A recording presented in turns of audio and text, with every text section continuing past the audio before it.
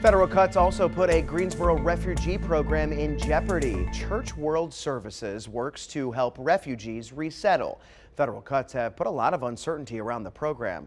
2 Wants to Know's Kevin Kennedy found out the group's days could be numbered. There is comfort in the words and joy in the sounds. For Pascal Blaise, simple moments like this seem almost unreal. A refugee from Burundi in East Africa, his home country wasn't really a home. Here in the US, everybody says there's no place like home, right? But there are some people who cannot say that.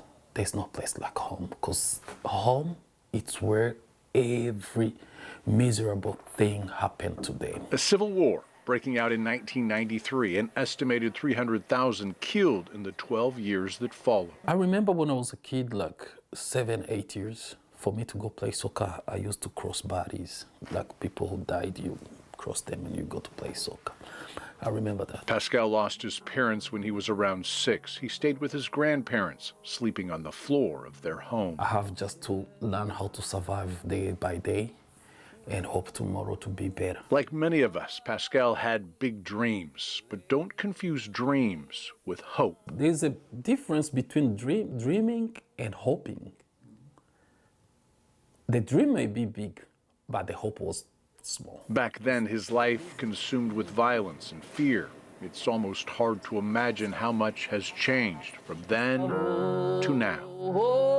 Me coming here, meeting a people like a white person, trying to help me, when someone who speaks the same language like me didn't help me, made me run, that was like winning a jackpot. In 2019, Pascal came to the U.S. as a refugee. The organization that greeted him is Church World Services. It provides an opportunity for some of the most vulnerable people in the world to permanently resettle and find safety and security in the United States. The organization has helped more than 3,000 refugees since 2009, but earlier this year, the federal government suspended the program and froze government funding. First and foremost, that's leaving tens of thousands of really vulnerable refugees overseas in dire situations. Unlike Pascal, recent refugees are also now vulnerable. Money for critical needs is running out. The biggest concern and impact is that people are likely to face homelessness, potentially, not have jobs. Megan Shepard runs the Greensboro office. About 80% of their funding comes from the federal government, which is why desks are now empty. 47 of their 64 employees were furloughed last month. Heartbreaking. Yeah, some of those folks I've worked with for the past 10 years, and they're like family. The organization remains committed to aiding the refugees already here, but how much longer they can is unclear.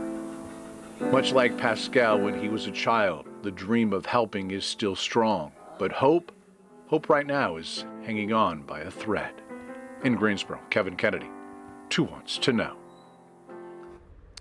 And Church World Services legal team has 1,000 cases pending for individuals to secure pathways to citizenship and reunite with family members. Many of these individuals are Afghans who were evacuated during Operation Allies Welcome. The organization is raising $500,000 in emergency funding to provide critical services for newcomers. As of today, a little more than $230,000 has been raised.